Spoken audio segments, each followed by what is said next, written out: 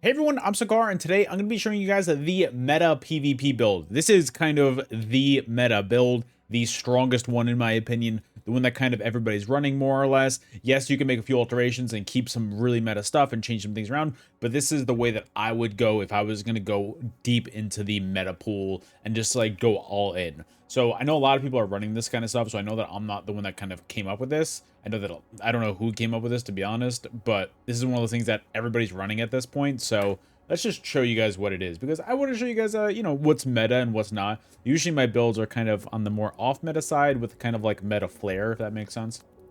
So what you want to do is you want to be warden at base on here, because we're going to be using the class script on contingency. So you want to be a warden at base. What doesn't matter is your race, more or less. You can be multiple things. You could be an orc, you could be a Khajiit, you could be a dark elf, you could be whatever for the most part. Obviously, there are a few that are better than others, but in my opinion, I think that orc is really strong to kind of balance it out and give it a little bit of weapon damage as well. And it's kind of nice because of that. I really like it.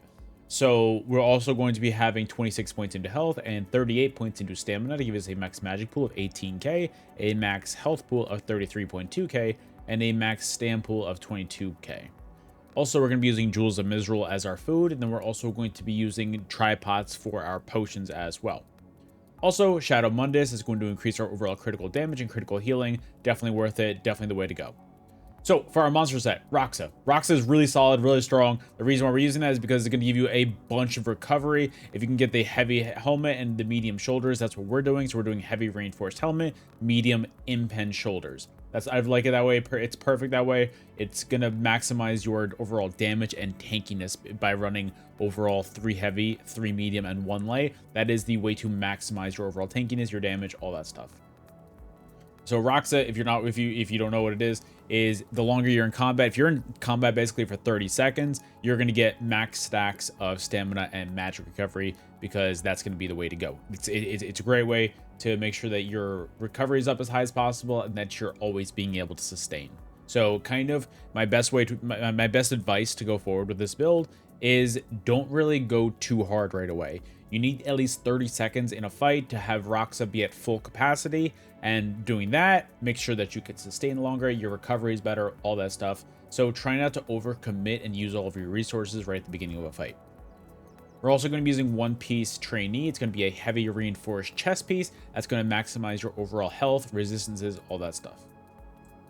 Then also on our front bar, we're going to be using mechanical acuity. So front bar is going to be medium impen. Love it. I think impen's the way to go with this. It's going to make you super tanky. So what it does is it gives you a line of max stamina, max magic, weapon, and spell damage. Then when you deal non-critical damage, you gain a stack of mechanical acuity for 4 seconds, granting you 20% critical chance per stack, up to once every second. So what it does is it gives you a ton of crit chance over time, and it helps you so much. At base, we're at 32% crit chance, which is nice. I wish it was a little bit lower, to be honest, because then we could get more stacks of acuity. But the way it's going right now, it's perfect. It makes it so that's very viable even outside of your acuity stacks if you just want to put some pressure on your enemies. So that's really nice, really solid. It gives you kind of 2 aspects to the build. It gives you when your mechanical acuity is ready to go. Then it also gives you your time to kind of pressure your enemies when they're not at when you don't have your mechanical acuity up. So it's great. Back bar, Rallying Cry, super meta, super awesome. It's one of pretty much 2 back bar sets in the game right now, in my opinion. So we're going to be using a light divine sash, and we're also going to be using what it does. What it does is it gives you a line of crit chance, max magic, and another line of crit chance. And then when your healing critically strikes while Battle Spirit is active, Battle Spirit can only be active while either in Cyrodiil, a duel, Imperial City, or Battlegrounds. It can only be active in those 4 situations, nowhere else. When you critically heal yourself or an ally, you're going to gain 1650 crit resist and 300 weapon and spell damage, and that gets lowered as you have more people in the group, which is nice. I think it's an awesome way to kind of, keep it in checks and balances so that not everybody's just running that in major groups.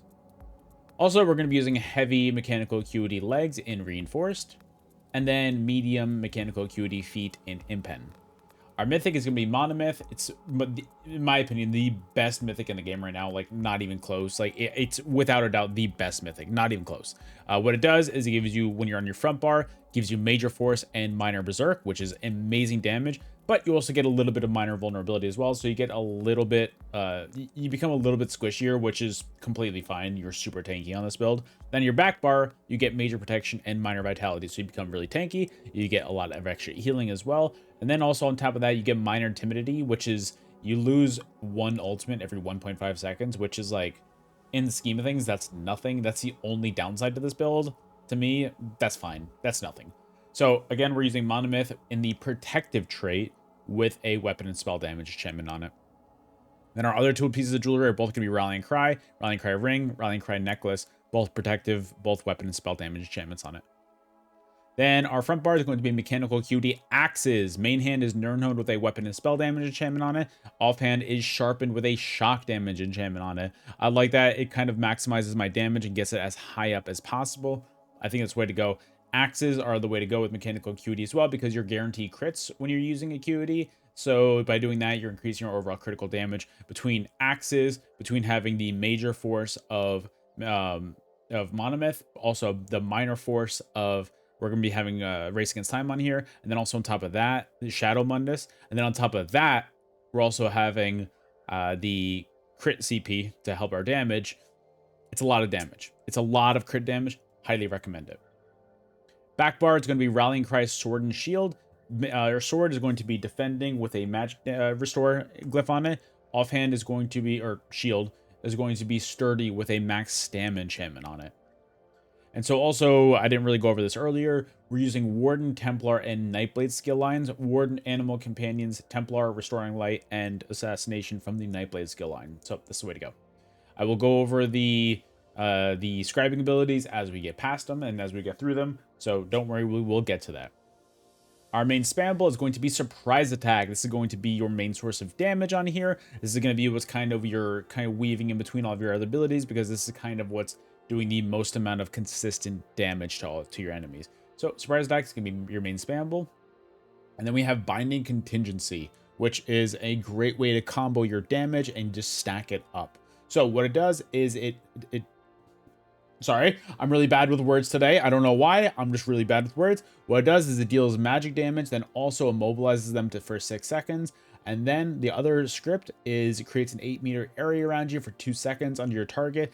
And then it's going to charm and snare your enemies as well. So it kind of keeps them locked in place. So it's really nice. And then on top of that, you're also going to be applying minor vulnerability to your enemies for 22 seconds as well. So it's a lot of damage. What it does is the immobilization, class mastery, and vulnerability scripts. Definitely recommend those. Definitely get those. Class scripts is definitely worth it on base Warden. Again, that is why we are base Warden. We're also using Whirling Blades on this build. This is kind of a flex spot. I kind of wanted an ability that would be able to execute. So I have Whirling Blades. When your enemies are at low health, activate this. It's really hard. Worth it. Deep Fissure, this is going to be a main source of burst damage on your enemies. So if you could line up your combo, I'll show the combo after this. Don't worry, guys. I'll show you guys exactly how it's done. If you can combine Deep Fissure with Surprise Attack and Binding Contingency, and then hit your Merciless Resolve, that's going to do damage to and delete most people in the game. I'm going to be honest. And also, on top of that, it's going to be applying Major and Minor Breach to your enemies, reducing their physical and spell resistance by 9k about. So that's really nice. So again, like I said, Merciless Resolve, this ability is one of the strongest abilities in the game, and it just got buffed for PvP. I know that a lot of people think it's a nerf for in the game, but it's a nerf for PvE, I would say. I think it's a buff for PvP, because now you have Major Prophecy and Savagery on both bars. So I think that's really cool. I think it really helps your overall damage in between Acuity procs. And then on top of that, you're also going to be able to fire a Spectral Bow at your enemies when you're at 5 or 10 stacks. So it's really good, amazing extra damage. That tooltip on this is ridiculous, and you hit them so hard, especially after hitting them with a Deep Fissure and they have Major Minor Breach on them. You're hitting them so unbelievably hard, especially also after Binding Contingency. So Minor Vulnerability, Major Minor Breach, you're hitting them very hard. Also, Dawnbreaker on here, I feel like it's worth the extra little bit of damage and pressure. It's probably not it's not the most efficient way to go, because you also have Binding Contingency, which is going to immobilize them and stun them most often. But I feel like if you could hit a point blank Dawnbreaker when they're already stunned with Acuity procced, it's a way to go. It's going to hit them super hard. Restoring Focus. This is why we have the Restoring Light skill line on here. Restoring Focus is the best source of major resolve in the game, period. You can't convince me otherwise. Because what it does is you're going to restore 242 stamina every 1 second over the duration, which is great recovery. It's awesome for your overall sustain. Also, while the rune is active, you heal for 1,000 health every 1 second. And then also that's going to scale off your max health. And then while standing inside of the rune, your healing is going to be increased by 200% for that. So you're going to be getting insane heals if you just stand inside of that room. Amazing. Race Against Time, this is going to be your immobilization and snare removals, but also it's going to give you a major expedition, which is going to make you really fast, and it's also going to give you minor force, which is going to increase your critical damage by 10%. So great extra damage. Resolving Vigor, this is a nice 5-second heal over time to get you right back up to full health. Also on top of that, you get minor resolve, increasing your physical and spell resistance by 3k. Healing Soul, this is the best heal in the game in my opinion. You're going to get a burst heal, and then you're also going to get, with your other scripts, you're going to get 600 magic and stamina back, so it's good for your overall sustain. You get a little bit of resources back for that. You're also going to get major vitality for 10 seconds, increasing your healing received and damage shield strength by 12%. So that's huge. That extra damage, by having major vitality, and if you're standing inside of your rune, and then you also have Resolving Vigor going, bro, that amount of healing is insane. Like that healing is disgusting. It's so good. So those are the healing, Druid's Resurgence, and Vitality scripts for that. And then also finally we have Blue Betty, which is going to be your source of major brutality and sorcery. So it's going to be increasing your weapon and spell damage by 20%. Then also what's really cool about this is every 5 seconds, the Nest is going to remove 1 negative effect from you. If no negative effects are removed, then instead you're going to have your damage increased by 5%. So that's good extra either damage, or it's just good either negative effect removal.